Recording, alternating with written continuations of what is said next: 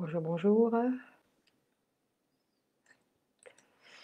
Tout va bien, nous avons du son, de l'image.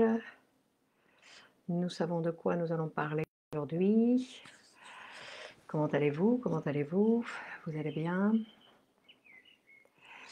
Donc vous pouvez... Ok,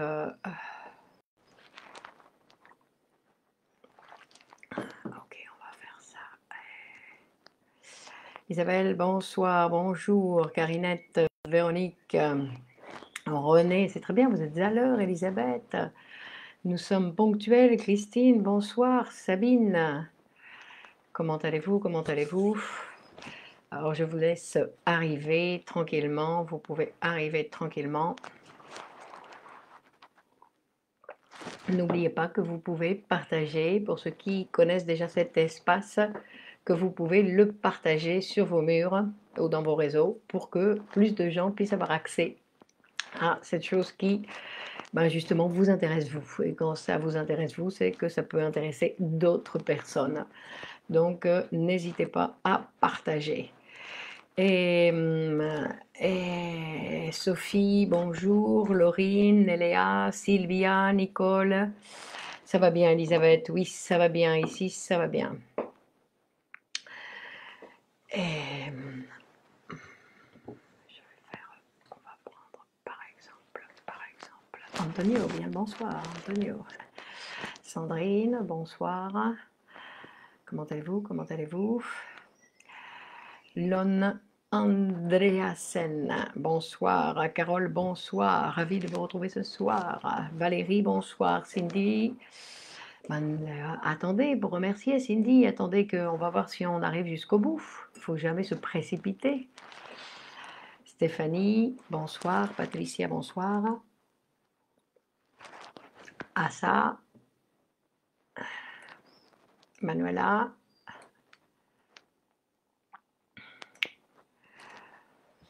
Donc on va attendre un petit peu. Annie, bonsoir. Ça va bien? Annie, bonsoir. Michel Laurent, bonsoir. Plaisir de vous retrouver. Moi de même, moi aussi je suis très contente d'être là encore une fois, un mardi de plus, mardi à 21h, c'est donc notre espace, Nila bonsoir, notre espace de psychanalyse. Donc je vous rappelle, je m'appelle Clémence Lenis, je suis psychanalyste de l'école de poésie et psychanalyse Grupo Cero à Madrid. Quel est le sujet de ce soir? Mais René, vous n'avez pas lu. Marianne, bonsoir. Nous allons continuer avec le narcissisme, René. Parce que le narcissisme, c'est un élément, bonsoir Olivier, très intéressant. Donc nous allons voir le narcissisme dans la maladie organique, le narcissisme dans l'hypocondrie et le narcissisme dans la vie érotique. Bonsoir Carlos, Paul, bonsoir, Ivana, bonsoir, Taillette, bonsoir, Valérie, Laura, Myriam, un véritable plaisir. Youpi, youpia, vous êtes tout en beauté, merci. Nina, j'ai mis du rouge, le rouge de la pulsion, le jus rouge de la pulsion. Alors,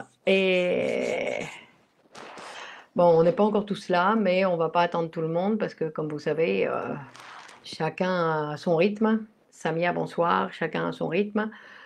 Donc, je vous rappelle que nous avons ce rendez-vous tous les mardis à 21h, cet espace de psychanalyse pour tous. Corinne, bonsoir. Felipe, bonsoir. Donc, Patrick, bonsoir. Tout un programme, oui. Donc, cet espace de psychanalyse pour tous, un rendez-vous du mardi à 21h sur cette page en direct de Facebook. Étoile, Clara, bonsoir. Et donc, aujourd'hui, nous allons continuer ce que nous nous sommes proposés depuis le départ, c'est-à-dire diffuser les textes de Freud. Sigmund Freud, c'est le fondateur de la science psychanalytique qui nous présente un nouvel être humain. Un être humain avec une nouvelle dimension. Donc lui, il a étudié, après, bonsoir Et Sylvie, Annick, Solange, Nani, et oui, Yvette, tiens, bien bonsoir Yvette. Donc je disais qu'il nous présente une nouvelle science, et comme toutes les sciences, on dit que toutes les sciences, chaque science, non, dans son monde, parce qu'une science, ça veut dire que elle a une activité limitée, une action limitée simplement sur le terrain donc qu'elle étudie, et que la psychanalyse étudie le désir sexuel infantile réprimé. Soumia, bonsoir. Élégante, merci Soumia. Et donc, ça, c'est la limite. Les autres types, Freud il dit, les autres types d'inconscients, il y a très certainement d'autres inconscients pour le sujet, mais ce n'est pas ce qui va occuper la psychanalyse. Et Fabienne, bonsoir, Saya. Donc nous allons nous occuper aujourd'hui du narcissisme. Donc c'est un texte de Freud de 1914, je crois. Maintenant je ne me rappelle plus, mais je crois que c'est de 1914. Et où il va, non, de 1920, non, de 1914, de 1914. Et de 1914. Et donc il va, comme on avait vu déjà la fois dernière un petit peu, on avait vu un petit peu qu'il nous avait parlé de cette libido. Cette libido, donc cette énergie, Kaya, bonsoir. Merci, ben, apparemment c'est unanime. Et donc cette libido qui est notre énergie psychique. Notre énergie psychique qui a une grande qualité, c'est qu'elle a la possibilité de la mobilité. Et que le travail qu'elle a l'habitude de faire avec ses objets, c'est de entourer son objet, de sélectionner son objet, de l'entourer de sa libido et que la libido revienne sur le moi. D'accord? Merci René. Donc il confirme, c'est bien 1914. Perrine, bonsoir. Donc ça, c'est le mouvement de la libido. Et la libido, ce qui nous intéresse, c'est qu'elle soit en mouvement, c'est-à-dire que le sujet ait des activités et que l'énergie qu'il y ait dans le moi soit la plus petite possible. Parce que l'énergie dans le moi va toujours exister. Dans le moi, il ne va pas pouvoir disparaître. On a toujours besoin d'une petite dose d'énergie dans le moi, c'est-à-dire une petite dose de narcissisme comme protection. Bonsoir Jennifer, Alain, bonsoir. Donc, on avait vu que cette libido, il n'y en a qu'une, premièrement. Il n'y a qu'une libido. Mais cette libido, Nadia bonsoir, cette libido peut être ou dans l'objet ou dans le moi. D'accord? C'est-à-dire que dans l'objet, ça veut dire dans l'étude, dans les différentes activités, dans le travail ou dans nos relations sociales. Fatima, bonsoir. Nadir. Donc, d'accord? Et c'est pour ça qu'on va parler de libido d'objet, quand elle sort de moi, et libido du moi, quand elle reste dans le moi. Donc bien évidemment, quand on parle de narcissisme, on parle de cette libido qui reste dans le moi, c'est-à-dire qui n'est pas intéressée par l'extérieur, comme on avait vu donc un petit peu dans la vidéo antérieure, le mardi dernier, où on avait vu un petit peu de quoi il s'agit. C'est-à-dire que dans le développement de cet enfant, il y a une première partie de sa sexualité qui va être auto-érotique, c'est-à-dire qu'il n'y a pas d'objet. Non, c'est quand il suce son pouce, quand il arrive à se satisfaire avec son propre corps, on va dire. Et après, il y a cette première partie où même s'il se satisfait avec son propre corps, il y a déjà un objet. C'est-à-dire qu'il a sa libido à entourer ses parents, puisque ça va être les premiers qu'il va apprendre à aimer. Donc, sa libido à toucher ses parents et qu'elle revient après sur le moi. Donc là, il y a une libido du moi, qui est dans le narcissisme. Mia, pardon, Denise, Sylvain, bonsoir. Et donc c'est là où, quand il y a objet, c'est quand commence le narcissisme. D'accord? C'est-à-dire que la première partie du développement, c'est de l'auto-érotisme, et qu'ensuite le narcissisme, ça va être... C'est pour ça qu'on va dire que le narcissisme est secondaire. Parce que tout chez le sujet vient de l'extérieur. Tout vient des autres. Vient du langage, vient de nos relations, vient de notre apprentissage, vient du monde dans lequel nous arrivons. C'est-à-dire qu'il faut se rendre compte que nous ne sommes pas grand-chose sans les autres, que ce sont les autres qui nous ont constitués. C'est grâce aux autres que nous avons appris et c'est grâce aux autres qu'on continue à grandir. Roger, bonsoir. Chantal, bonsoir. Donc, aujourd'hui, je disais que quand on parlait donc de cette énergie libidinale, mais aujourd'hui, on va voir un petit peu la place de cette énergie libidinale ou du narcissisme. Donc, quand on parle de narcissisme, on parle de cette énergie qui était retirée de la réalité extérieure, donc ou du travail, ou de mes relations sociales, ou de mes relations amoureuses, ou de mes études. Je retire ma libido pour la remettre dans le moi. D'accord? Ça s'appelle le narcissisme. De projection et introjection. Non. La projection et l'introjection, bon, l'introjection, non, c'est pas exactement ça, parce que pour l'instant, on va parler, ce que Freud, il va dire peut-être un petit peu l'introjection, mais Nadine, bonsoir, et quand cette libido, donc le travail de cette libido, c'est la mobilité. Et quand cette libido va se fixer, en fait, quand elle ne bouge plus, quand elle va stagner, non, comme dans une eau morte, c'est là où ça devient très douloureux. Claire, bonsoir. Freud, il va dire ça, c'est très douloureux. Par exemple, dans la dépression ou la libido, non. Donc, dans certaines affections, la libido arrête, non, s'arrête quelque part, elle se détient. Enfin, elle se détient, oui, elle s'arrête, elle se bloque, elle stagne, et là, ça va produire de la douleur. Donc aujourd'hui, on va voir qu'est-ce qui se passe avec cette libido narcissique, qu'est-ce qui se passe avec cette libido dans la maladie organique. Dans la maladie organique. Et nous devons rappeler, non, que la psychanalyse, elle s'intéresse au fonctionnement normal de notre appareil. Non, parce qu'on ne va pas aller s'occuper toujours de ce qui ne fonctionne pas bien, on doit s'occuper de ce qui fonctionne bien, pour voir comment ça devrait fonctionner, au lieu de s'occuper de toujours ce qui va mal, etc. Non, sinon de comment, parce qu'en plus dans l'appareil, rappelons-le, il n'y a rien qui fonctionne mal. Donc l'appareil ne fonctionne pas mal, il n'y a rien qui est cassé, il n'y a rien qui est abîmé. Simplement, il y a une activité libidinale qu'il faut, on va dire, redistribuer. Et ça, c'est la fonction du moi. Le moi, non, sa fonction, c'est la distribution de cette libido.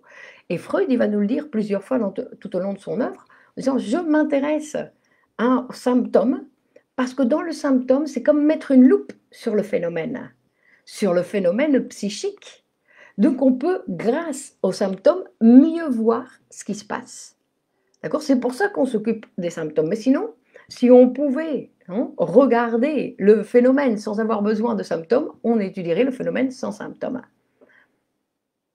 On peut stagner sur un objet. Oui, on peut stagner sur un objet. Ben dans la dépression, par exemple, c'est stagner sur un objet, non? Qui revient sur le moi, mais c'est stagner sur un objet. Quand on est amoureux. Non, Elisabeth. Après, il y a des gens... Bon, on va voir un petit peu, non? Liliane, bonsoir. Jalila, bonsoir. Donc, quand on va voir dans la maladie organique, quand on va s'occuper de la maladie organique, on va voir que qu'est-ce qui se passe donc dans le narcissisme au moment de la maladie organique. La maladie organique, donc, c'est il y a lésion. La particularité, on va dire, que la différence entre l'hypocondrie et la maladie organique, c'est que l'hypocondrie, il n'y a pas de lésion, alors que la maladie organique, il y a lésion.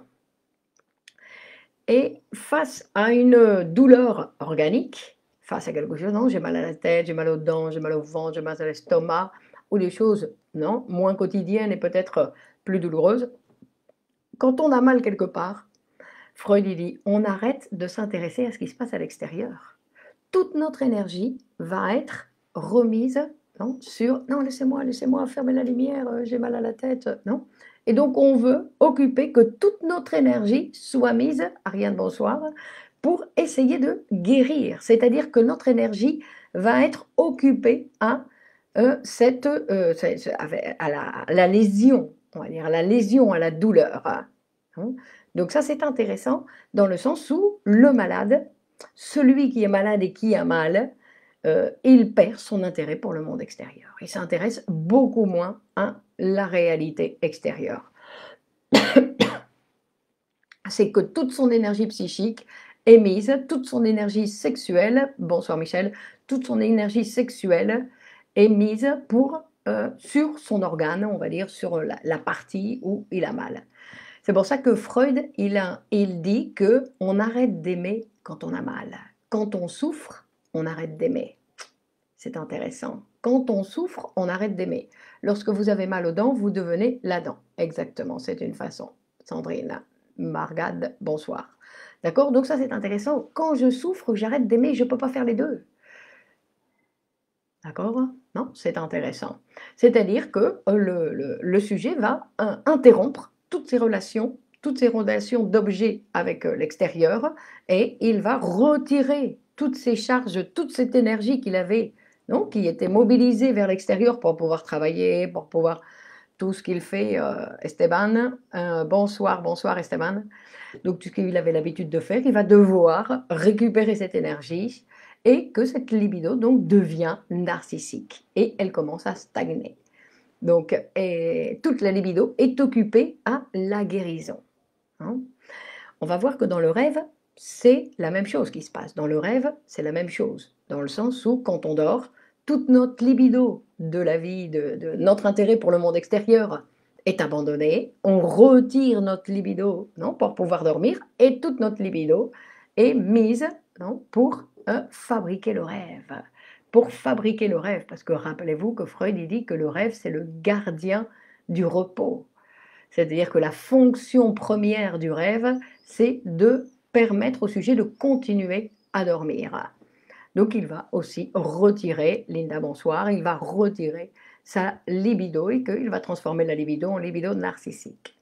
Alors qu'est-ce qui se passe dans l'hypocondrie? Dans l'hypocondrie, donc c'est un phénomène particulier, c'est un phénomène où on regarde l'hypocondrie au niveau libidinal. Non, on est en train de regarder au niveau dynamique. Premièrement, Freud, il va dire l'hypocondrie en elle-même, c'est une maladie. C'est pas qu'il a, non, que l'hypocondrie, c'est un mécanisme, comme on va dire, comme l'hypocondrie, ça fait partie des névroses actuelles, tout comme la névrose d'angoisse, par exemple, ou la neurasthénie. Et de l'autre côté, il y a les névroses de transfert, qui sont l'hystérie, la névrose obsessionnelle et la phobie. Non? Bonsoir Sylvie.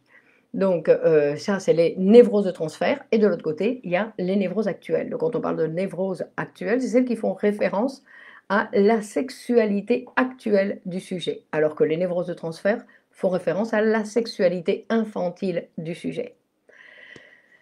Et donc on disait que l'hypocondrie est une maladie en elle-même. L'hypocondriaque, c'est une structure, on va dire, c'est une structure dans lequel, qui est utilisée par le sujet. Donc, donc l'hypocondrie, le sujet qui souffre d'hypocondrie a des sensations douloureuses. Karima, bonsoir. Il a des sensations douloureuses, pénibles. Il souffre, et tout comme un malade organique avec lésion. Mais l'organe n'est pas abîmé. Il n'a rien. C'est celui qui se présente chez le médecin une fois, deux fois, trois fois, et que le médecin dit non, vous n'avez rien, non, vous n'avez rien, non, vous n'avez rien. Tiens, je vais en aller voir un autre pour s'il y a quelqu'un qui me trouve enfin ce que j'ai, puisque moi je suis persuadée que j'ai quelque chose. Non, c'est une angoisse. Non, la névrose d'angoisse, la névrose d'angoisse. Et bonjour du Brésil, Caio, bonjour. Donc, dans la névrose d'angoisse, Freud dit que l'angoisse est mise sur les sujets extérieurs. On imagine, le sujet imagine qu'il s'est passé quelque chose, qu'il y a quelqu'un qui a eu un problème, la famille, quelqu'un, le mari, la femme, les enfants, enfin, non, les parents, il y a quelqu'un qui a eu. Par contre, dans l'hypocondrie, cette angoisse, elle est sur le sujet. Donc, il angoisse et il pense qu'il a quelque chose.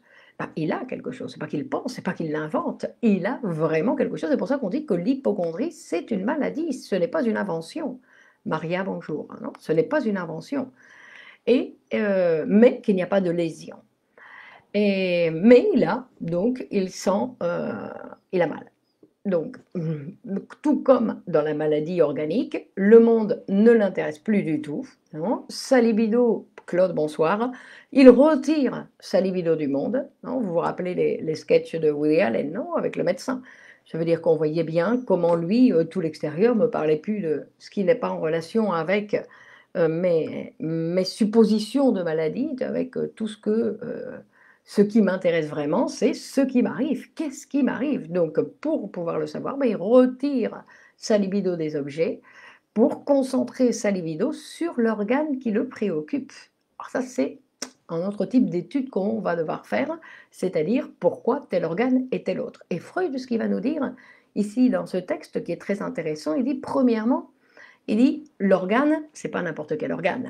Le sujet, non, il y a une relation spécifique avec l'organe qui est touché avec cette douleur, parce qu'il va chez le médecin parce qu'il a mal, non, parce qu'il y a quelque chose. Anna, bonsoir, quelque chose. Donc, et donc cet organe, en fait, il va être érogénéisé. Faudrait dire. Ça va être comme si c'était un organe sexuel, comme si c'était un organe sexuel, comme s'il y avait une érection sur l'estomac, sur non, l'ulcère, sur non, parce que là il y a lésion. Mais disons que sur les parties du corps, non, ça devient un organe sexuel, non, qui a été érogénéisé, d'accord? Et donc, il va s'exciter comme n'importe quel organe de notre corps. Parce que Freud, il nous a bien dit depuis les 3 essais de la théorie sexuelle que tout notre corps est sexuel, que tous nos organes peuvent être, non, non, qu'ils le sont au départ. On dit que le petit garçon, la petite fille, les petits-enfants, ils sont super sensibles à tout. C'est pour ça qu'il ne faut pas trop les toucher, parce qu'ils sont après surexcités facilement, parce que et tout leur corps est érogénéisé. Et chez l'adulte, après, il y a comme une sélection. C'est-à-dire qu'on est plus sensible à tout, mais on sélectionne. Et donc, a priori, Fatima, bonsoir, tous les organes sont érogènes, ou peuvent le devenir. D'accord ? Donc, et dans l'hypocondrie, donc il y a cet objet, cet organe plutôt, cet organe qui est sélectionné où toute la libido va aller sur cet organe. C'est pour ça qu'on dit que quand l'hypocondrie, elle n'est pas traitée, ben, il peut finir par y avoir lésion, parce que tellement le sujet il insiste, les médecins lui disent il n'y a rien, il n'y a rien, il n'y a rien, il n'y a rien, ben, il finit par avoir lésion. Et que ça peut provoquer donc, Alexandra, bonsoir, et ça peut provoquer donc la maladie organique. Ça peut se transformer, ce qui était hypocondrie sans lésion peut se transformer en maladie organique. Donc, vous vous rappelez qu'on avait vu aussi que dans cet appareil psychique, notre appareil psychique, au début de sa constitution, la seule chose qu'il va chercher, c'est le principe du plaisir. Le principe du plaisir, mais attention, le plaisir comme on l'entend au niveau psychique. Et le principe du plaisir au niveau psychique, c'est la diminution de l'excitation. La diminution de l'excitation, c'est-à-dire que être tranquille. Non, vous voyez qu'il y a beaucoup de gens qui disent non, moi je veux une vie tranquille, pas une vie tranquille.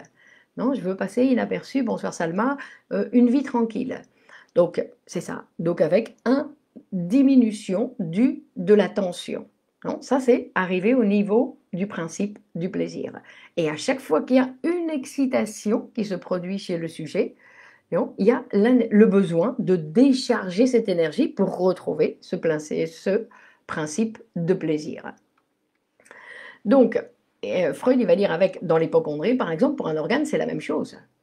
Bon, pour la relation sexuelle, c'est la même chose. C'est-à-dire qu'il y a une augmentation de tension dans l'appareil, dans l'organe qui est gonflé, bonsoir Véro, qui est gonflé, l'organe qui est gonflé, par exemple, et qui va devenir donc le siège de multiples sensations, de la douleur, et que quand la tension augmente, ça se transforme en douleur. Non, et c'est ce qui arrive donc à l'hypocondriaque. Donc, comme si il avait une lésion. Donc, il a mal de la même façon, d'accord? C'est-à-dire qu'il y a une excitation de son organe qui va produire un déplaisir qui peut même arriver jusqu'à la douleur. Non? Bon. Et donc, dans la maladie organique, tout comme dans l'hypocondrie, il y a une accumulation de la libido dans l'organe qui est malade. D'accord? Donc ça peut être un organe qui n'a pas de lésion mais qui est malade parce que le sujet souffre d'hypocondrie. Je ne sais, Shaima demande, c'est quoi la différence entre l'hypocondrie et la crise de conversion? Alors, conversion, c'est l'hystérie. D'accord? L'hypocondrie, c'est tout dans le même organe. Ça part de cet organe et ça revient à cet organe. Par contre, dans l'hystérie, il y a une conversion. On va transformer une phrase en une lésion organique. Marga dit, et comment expliquer le déplacement de la douleur d'un organe à un autre? Ça, il faut voir le cas, non? Pero, donc ça peut être quelque chose d'hystérique, et d'un organe à un autre, la douleur, et après il faut écouter le patient, non? Donc Linda dit, c'est une maladie? Non, l'hypocondrie, ce n'est pas une maladie psychosomatique, parce que la maladie psychosomatique, donc on va dire que l'hypocondrie, si elle n'est pas soignée, peut se transformer en maladie psychosomatique. D'accord? La maladie psychosomatique, c'est il y a lésion. Dans la maladie psychosomatique, il y a lésion. Il n'y a pas j'imagine que je suis malade. Non, on dit psychosomatique, c'est que l'imagination. Non, non, psychosomatique, il y a lésion. On va dire que les maladies psychosomatiques, par exemple, c'est les allergies. Non, les allergies, par exemple, avec le printemps, c'est maladie psychosomatique. L'asthme, maladie psychosomatique. La dépression, maladie psychosomatique. Mais bon, on va pouvoir faire une vidéo sur la maladie psychosomatique parce qu'il y a de nombreuses manifestations, hein, dans de la psychosomatie, mais la psychosomatie, en fait, Freud il va nous parler, il va dire que c'est une structure de plus. Il y a la psychose, la névrose et la psychosomatie. Donc, par exemple, là.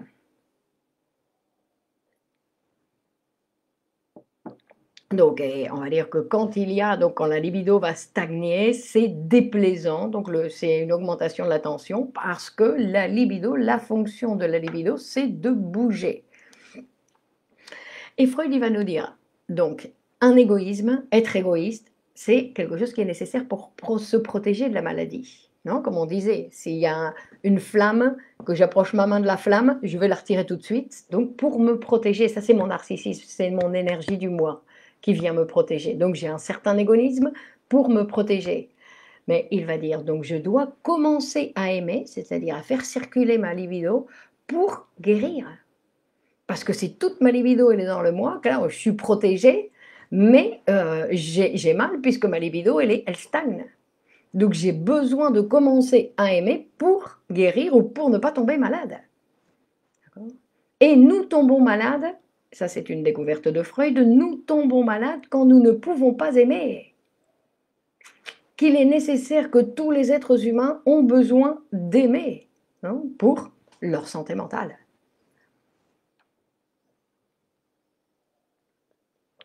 On vient de le voir, Nani, non? L'hypocondrie, c'est il n'y a pas de lésion d'organes, alors que dans la psychosomatie, il y a lésion d'organes.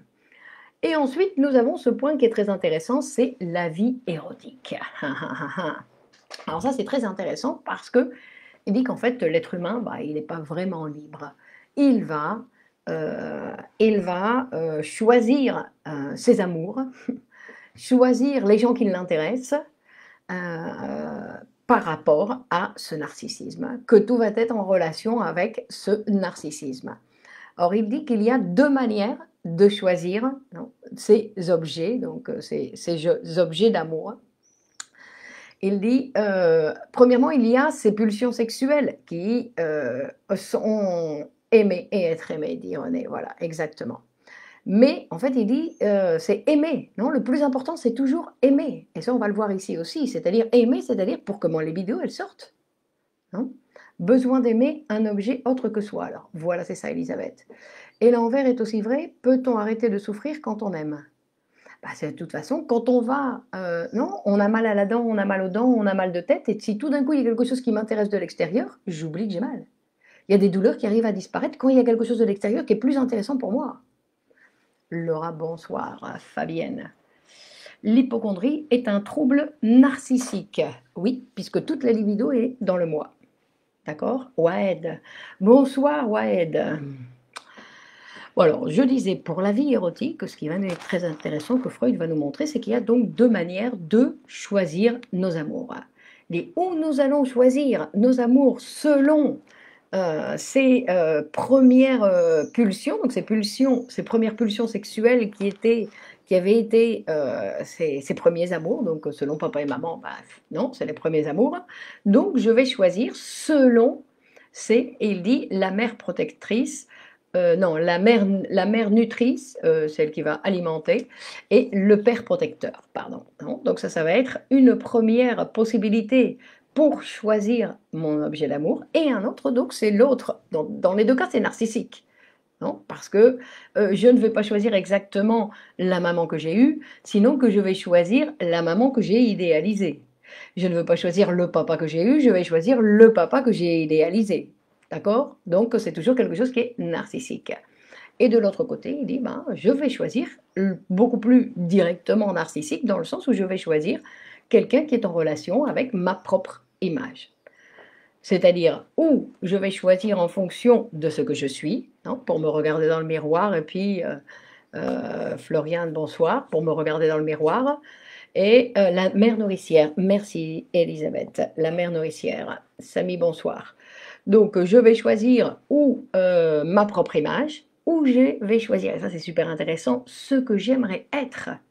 C'est-à-dire que, Katia, bonsoir, l'autre, non, l'autre, je vais le choisir en fonction de mes ambitions ou de ce que j'ai été.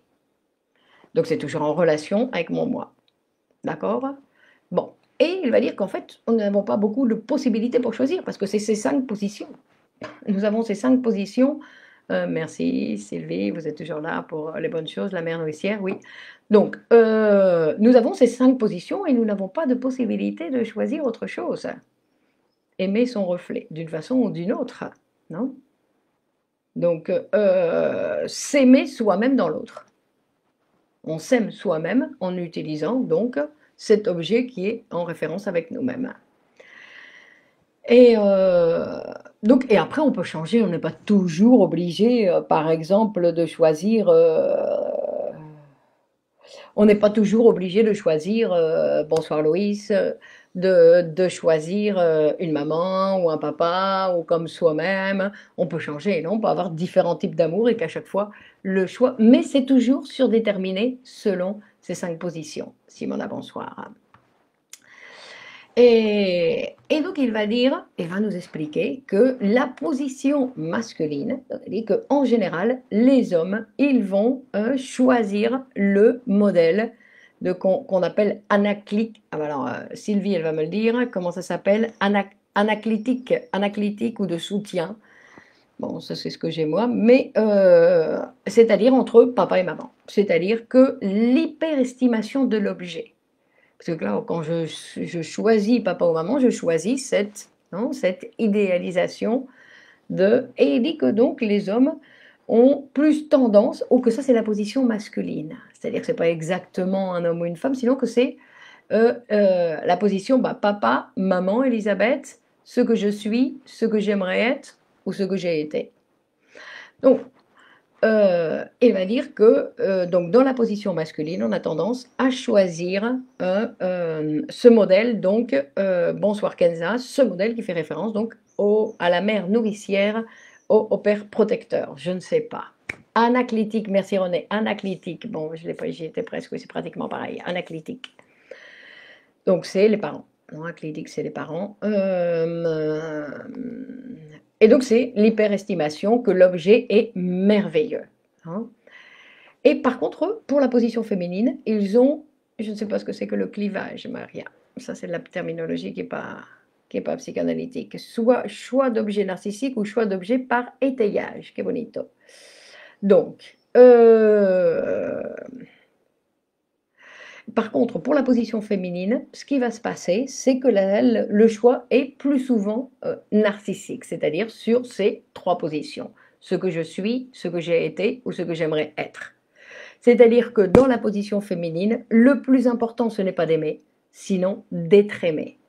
Et en fait, donc, dans cette position féminine, elle, ce qu'on disait donc auparavant, elle s'aime elle-même autant que l'homme les aiment. Donc, c'est-à-dire qu'elles vont choisir un homme qui va les adorer parce qu'elles, elles s'adorent aussi. Hein, on comprend? Donc, voilà ces positions. On va voir aussi qu'il y a une chose qui est très intéressante que la psychanalyse a découvert. Alors, je vous le laisse pour que vous regardiez non, dans la vie quotidienne où la position masculine donc a besoin qu'elle, elle le désire. C'est ce que l'homme va réclamer à la femme, non, qu'elle, elle le désire. Et elle va se donner à l'homme pour être aimée, puisque ce qu'elle cherche, c'est être aimée. L'étayage, c'est pour les besoins primaires, c'est ça, Maria. Oui, effectivement. Et Elisabeth, elle dit pourquoi? Pourquoi quoi? Pourquoi quoi? Pourquoi quoi? Donc, ben après ça, il faudrait étudier toute la sexualité infantile, d'accord? Pour savoir, et pourquoi, donc il faut étudier la sexualité infantile de la femme, non? Le parcours de cette femme, non? Donc Freud, il va dire que, en fait, la femme va être capable d'aimer, cette position féminine, parce que, attention, après, je veux dire, de cette position féminine, d'accord? La femme va être capable d'aimer, mais son fils. Donc c'est encore un amour narcissique, hein, puisque c'est cette partie d'elle-même. Donc c'est un amour narcissique, et c'est ce qu'elle va être capable d'aimer, qu'elle peut arriver à l'amour d'objet, mais par l'enfant, hein. Donc ce sont ces femmes qui sont très narcissiques. Laura dit, les hommes choisissent des femmes mères nourricières. Est-ce que tu pourrais expliquer ce que la psychanalyse entend avec ce terme? Ben, ils vont choisir leur maman. Non, c'est pas compliqué, non? Ils choisissent une maman, ou alors ils choisissent au départ c'est une femme, et puis petit à petit ils la transforment en maman. Et elles les acceptent. D'accord? Parce qu'il y a ça aussi, que c'est pas quelque chose que lui il a transformé la femme en sa mère, sinon qu'elle est là aussi, non? Que c'est une sorte de pacte entre les deux. Il y a comme un accord pour répéter cette relation, non? Ces relations infantiles. Et donc après, ben, bien sûr, chacun va chercher, parce que quand ils deviennent, non, maman et fils, ben, le désir sexuel, il est plus tellement très intéressant. Donc, Jackie dit le désir de l'homme et le désir de l'autre. Donc, on va dire, Jacques Lacan, si, mais c'est le désir de la femme aussi qui est le désir de l'autre. Non, c'est pas simplement le désir de l'homme. Le désir de l'être humain, c'est le désir de l'autre. C'est-à-dire qu'on va désirer parce qu'on est avec des gens désirés. Que le désir, c'est ce qui, non, qui est le plus contagieux chez les êtres humains. Plus que la Covid ou le Covid. D'accord? C'est-à-dire que c'est quelque chose qui est très contagieux, le désir. Et donc, la position complice. Salma, je ne comprends pas. C'est quoi là? Qu'est-ce que vous voulez dire avec la position complice? Oui, qu'ils sont complices. L'un comme l'autre, ils sont complices de la situation qu'ils vivent. C'est-à-dire que vous voyez qu'elle, elle a une attitude un peu maternelle avec son mari. Non? Elle va le soigner comme si c'était un petit enfant. Non? Et que lui va accepter. Enfin, c'est un pacte entre les deux pour que ça se fasse. Non? Domitien, bonsoir, Yvan, bonsoir. Bon, on va continuer un petit peu. Et donc, on va parler de que pensez-vous lorsqu'un homme d'un certain âge appelle sa femme, sa compagne, maman? Bah, écoutez, bah, il le dit, quoi. Il cache plus. Il le cache plus. Hein, que je veux dire que c'est une... Eh bah oui, il le cache plus. En plus, bon, c'est qu'il a écouté aussi que cette femme, elle est devenue, elle s'est transformée, donc oui, cette femme, elle s'est transformée pour lui en maman, puisqu'elle est la mère de ses enfants. Donc elle s'est transformée en maman, et que c'est pour ça que être femme, c'est un travail, un travail qui est nécessaire à réaliser pendant toute la vie pour ne pas se transformer en autre chose, non? Parce que c'est facile. Non, c'est pas si simple, Jalila. Jalila dit on choisit un homme protecteur comme un père pour la femme et une mère à l'image de la mère nourricière. Pas obligatoirement, non? On va voir qu'il faut étudier les cas. C'est pas que la femme veut choisir son papa et que c'est pas aussi simple, non? Parce que des fois on voit que l'homme il a choisi de non. Il faut étudier les cas. Il faut étudier les cas. D'accord? Et qu'en plus, après, ça peut changer. Non? Qu'on n'est pas. Ça peut changer.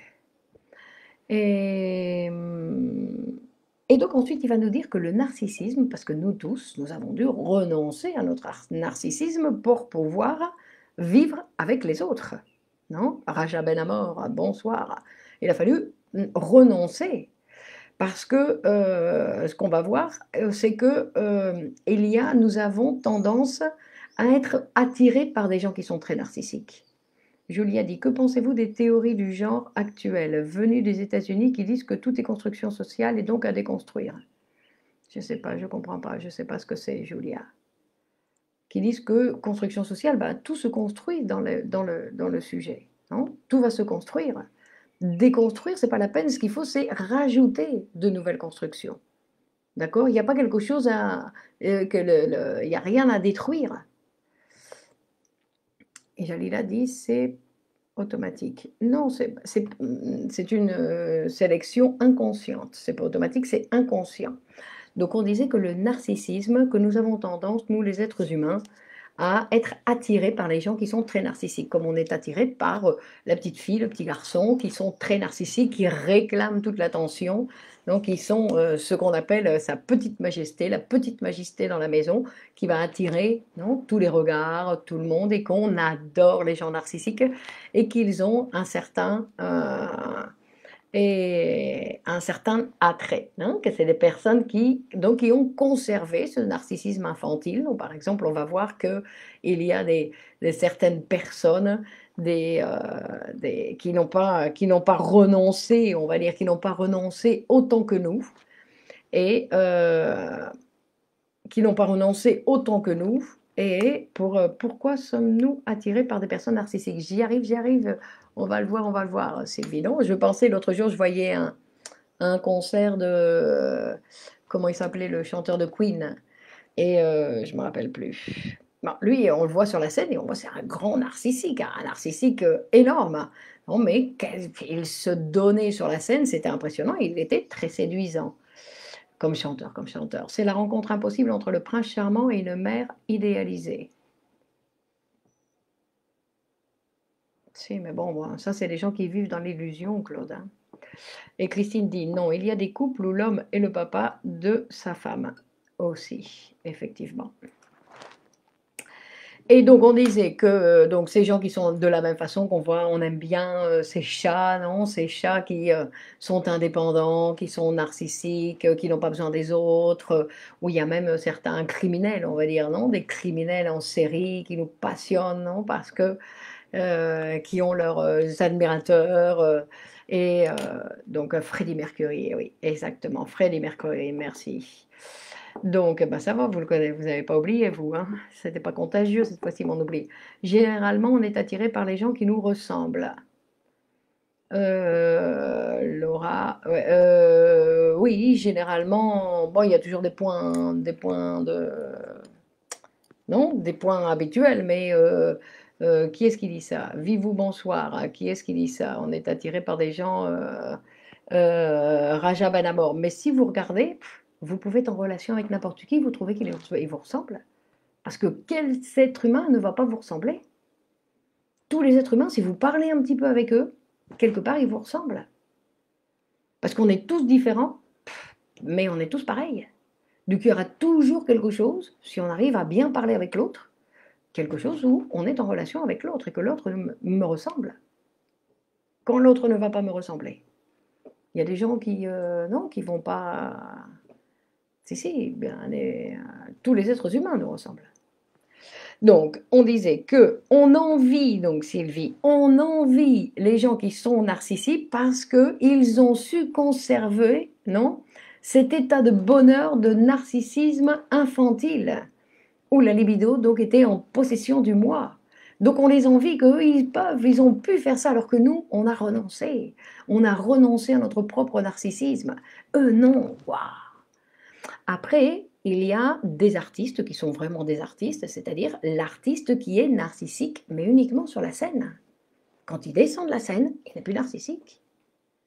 Non, par exemple, quand on parle de Freddie Mercury, je pense qu'il devait être narcissique hors de la scène aussi. Donc c'est, non, qu'on voit que c'est un inconvénient, on va dire, Marguerite, bonsoir, Hakim, bonsoir, c'est un inconvénient, donc on va dire pour la vie quotidienne avec les autres. Et un véritable artiste, il va s'exprimer narcissique pour attirer, donc pour séduire son public, mais une fois qu'il descend de la scène, le narcissisme, pour vivre avec les autres, c'est un inconvénient. Ne dit-on pas que les contraires s'attirent? En plus, il y a qui dit que les contraires s'attirent, mais les contraires de quoi? Parce que là aussi, pareil, non? Parce qu'on n'est pas comme l'autre, personne n'est comme personne, mais on a des points communs, bien évidemment. Qui n'est pas de jaloux, qui n'a pas d'angoisse, qui n'a pas un petit symptôme par ici, je veux dire, nous sommes des êtres humains et nous avons non, plein de points communs, plein de points communs. Et ensuite, il va nous parler, Freud, de cet amour narcissique que les parents ont envers leurs enfants. Alors ça, c'est un amour narcissique. Non, on disait que la femme, elle va avoir son premier objet d'amour grâce à son fils. Non, parce que c'est un amour narcissique. C'est-à-dire que Katia dit « je désire ce que l'autre a ». Oui, mais ça, c'est pas exactement la contagion du désir. C'est pas la même chose, non? Je désire ce que l'autre a, non? C'est plus une position un peu plus hystérique, non? Il doit y avoir une expression aussi en français en disant je le vois, je le veux, ou quelque chose comme ça, mais ça, c'est autre chose. Non, c'est pas la contagion. La contagion du désir, c'est que comme l'autre désire, peu importe ce qu'il désire, le fait qu'il désire, moi, ça me donne envie de faire des choses. Non, quand vous allez voir, par exemple, une bonne exposition de peinture, hein, quand vous allez voir un véritable artiste, ben, il vous donne envie de faire des choses. Ça se transmet. Alors, pas exactement ce que lui fait, mais moi, j'ai envie, non, on transmet. Donc, c'est pas exactement. Tandis que Sylvie dit son fils, pas sa fille. Eh bien oui, Sylvie, principalement son fils. D'accord? Parce que c'est le pénis, non, que lui, il représente, son garçon, il représente le pénis qu'elle n'a pas. Donc, avec cet objet d'amour, non, narcissique, elle peut satisfaire ça. Non. Bon, après, il y a d'autres situations, parce qu'elle transforme aussi, elle peut transformer aussi sa fille. Non, donc, dans ce sens-là. Bon, on va continuer avec cet amour des parents, cet amour des parents.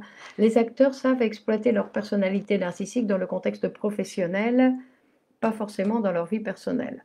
Et est-ce qu'ils savent jongler avec leur libido en scène et reviennent à une dynamique normale hors scène? Ben, c'est ce qu'il faut apprendre, non? Que l'artiste, le véritable artiste, c'est ce qu'il doit être capable de faire. C'est-à-dire que savoir, mais il y en a beaucoup qui souffrent parce qu'en fait, ils sont applaudis quand ils sont complètement narcissiques sur scène et dans la vie quotidienne, ils ne sont plus applaudis alors qu'ils continuent à être narcissiques comme des petits-enfants et là, on ne les applaudit plus. Non? Que je veux dire que donc il y a une dynamique, non, il faut apprendre à, selon la réalité dans laquelle je dois réagir d'une façon ou d'une autre. Non, je dois répondre selon la réalité. Dans certains cas, je dois être une femme, dans d'autres cas, je dois être un homme, dans d'autres cas, je dois faire la maman, dans un autre cas, je dois faire le papa.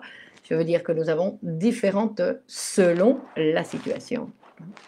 Donc, je disais que les parents sont narcissiques et qu'ils ont tendance donc à vouloir que les enfants réussissent ce que eux ils n'ont pas réussi. Ils leur donnent tout ce qu'ils peuvent, et en plus ils vont leur attribuer que leur enfant, bah, il est parfait, il fait ça bien, puis en plus ils le disent, hein, je dis pas parce que c'est ma fille, hein, mais vraiment, bah, ils le disent ouvertement. D'accord? Donc, c'est-à-dire que c'est cette tendance narcissique des parents, non, qui ont sur leurs enfants et qui veulent leur donner donc tous les privilèges possibles. Donc, et après, bien évidemment, donc nous avons, René nous dit enfermé du côté du moi idéal pour certains artistes. Bon, on verra ça la prochaine fois. Le moi idéal et l'idéal du moi, on verra ça la prochaine fois, René. Bah, je crois. L'idée, c'est de préparer ça.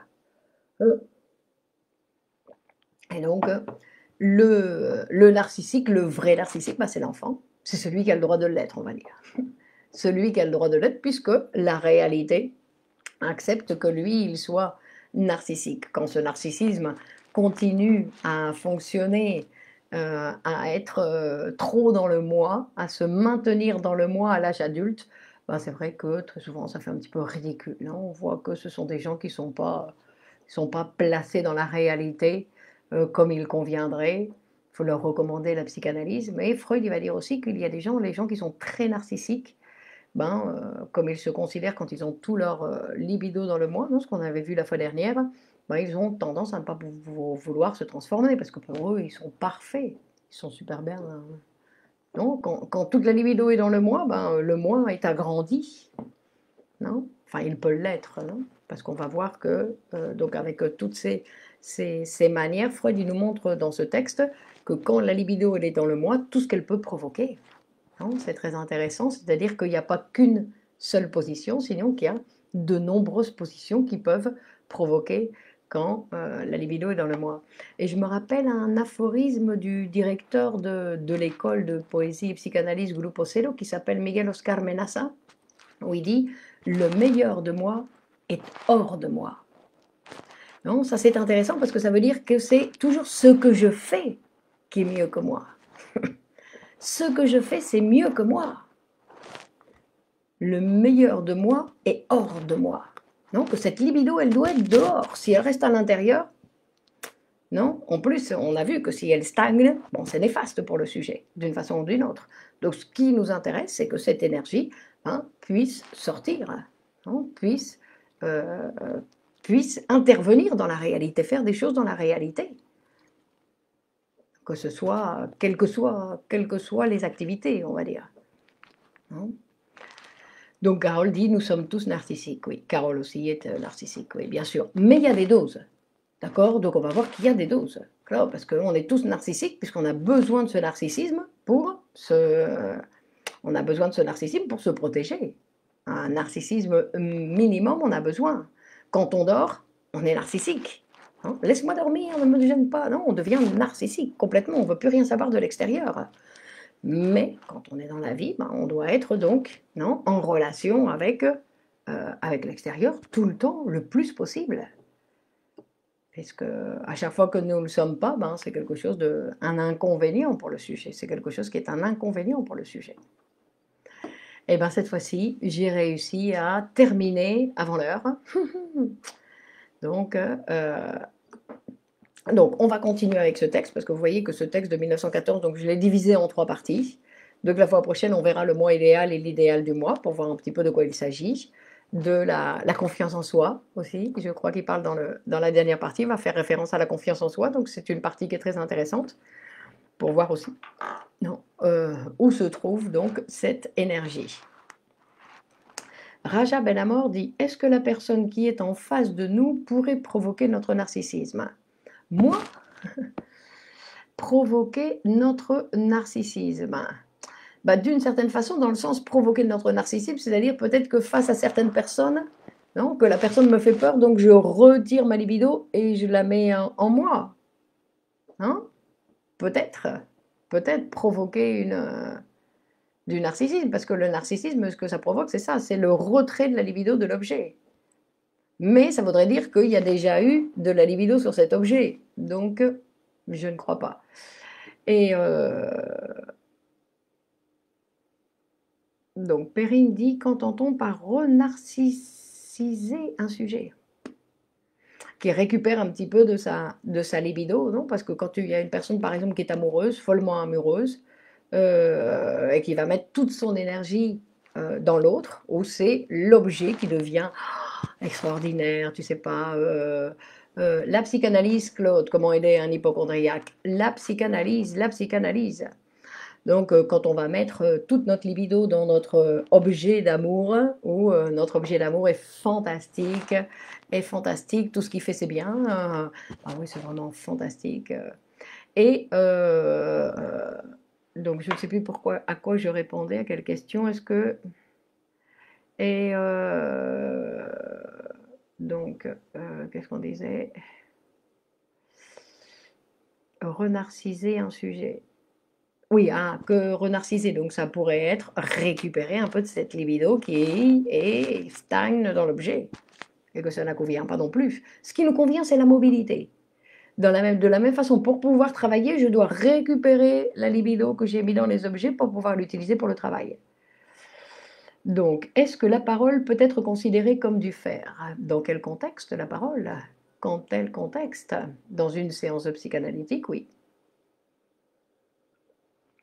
Mais pas la parole pour la parole. Donc, Nina, merci à vous, Étoile. Donc, on continue la fois prochaine, d'accord? on continue la fois prochaine avec cette énergie narcissique. Donc, n'oubliez pas, ce qui nous intéresse, c'est d'apprendre et de voir comment fonctionne notre appareil psychique, qui est celui qui va déterminer notre façon de vivre, qui va déterminer nos choix. Vous voyez que c'est notre appareil psychique qui détermine si je vais choisir une maman, un papa, quelqu'un comme moi, d'un côté ou de l'autre. Donc, et je vous recommande le nouveau cours que nous sommes en train de faire sur la sexualité en psychanalyse. C'est un cours très intéressant. Vous avez les liens sur la page. Et vous avez d'ailleurs 2 autres cours. Alexandra, bonsoir, Fabienne. Donc, et vous pouvez avoir accès à ces vidéos en différé quand vous voulez. Et vous pouvez les regarder quand vous voulez. Est-ce que le narcissisme conversationnel est une personne narcissique? Ben, vous êtes en train de dire, c'est quoi le narcissique conversationnel?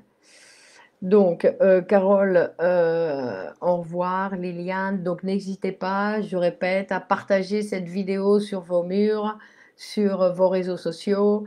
Et Kamal, bonsoir, merci à vous. Lorna Andreasen, merci à vous. Isabelle, bonne soirée. Waed, merci, merci. Katia.